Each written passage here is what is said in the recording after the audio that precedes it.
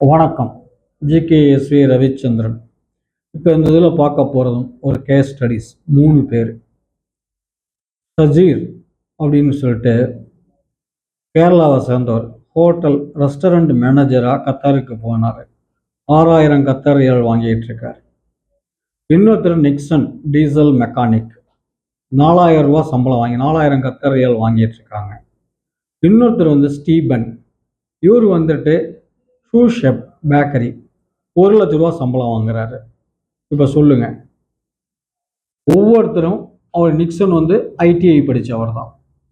So இங்கே எல்லாருமே லட்ச ரூபாய்க்கு மேலே சம்பளம் வாங்குறாங்க. இது என்ன ஸ்கில், திறமை, வேலை திறமை தானே தவிர சர்டிஃபிகேட்டு கிடையாது.